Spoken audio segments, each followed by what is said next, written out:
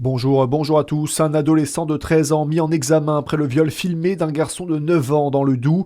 Une annonce ce matin du parquet de Besançon. Un autre enfant de 8 ans est lui soupçonné d'avoir agressé la victime présumée, mais il n'est pas pénalement responsable en raison de son jeune âge.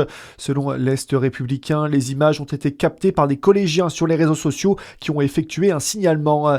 Les fonds permettront de former des médecins haïtiens. La salle des fêtes de Choiset, près de Dole, accueille une soirée événement organisée par l'association Un souffle pour Haïti ce samedi. Les bénéfices récoltés permettront à l'association d'organiser pour les médecins haïtiens des compléments de formation auprès des hôpitaux français. C'est une audition très attendue qui commencera demain à la cour d'appel de Dijon. Jacqueline Jacob, 81 ans, grande-tante par alliance du petit Grégory, doit être entendue en vue d'une éventuelle mise en examen. L'octogénaire est soupçonné d'association de malfaiteurs criminels dans l'assassinat du petit garçon retrouvé mort il y a 40 ans dans la Vologne et pourrait d'ailleurs faire partie des corbeaux qui sont à l'origine des lettres et appels anonymes reçus par les parents du petit Grégory les années précédant le meurtre de leur fils Arthur Rib.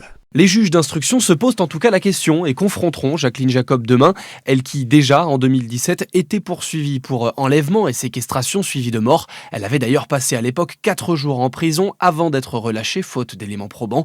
Mais depuis, les choses ont changé. Jacqueline Jacob est d'abord incriminée par son beau-frère lors d'un interrogatoire à l'été 2022 qui pense avoir reconnu sa voix dans un enregistrement du Corbeau. Et puis des expertises graphologiques menées récemment attribuent à l'octogénaire pas moins de 3 courriers anonymes adressé aux parents de Grégory.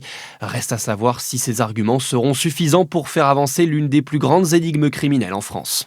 L'audition de Jacqueline Jacob commencera demain à 10h à la cour d'appel de Dijon. Dans le reste de l'actualité également, 100 000 foyers privés d'électricité en France, conséquence du passage de la tempête Benjamin. Elle est arrivée cette nuit depuis l'ouest du pays. 19 départements sont en alerte orange pour vent, pluie, inondation ou encore vagues submersion. Sont particulièrement concernés pour l'instant les Hauts-de-France, la façade atlantique ou encore le Massif central. Météo France annonce des rafales allant de 100 à 130 km/h. Une pointe à 160 a également été enregistrée en Seine-Maritime, du vent aussi en Île-de-France, à Paris notamment, où tous les parcs et jardins de la ville sont fermés.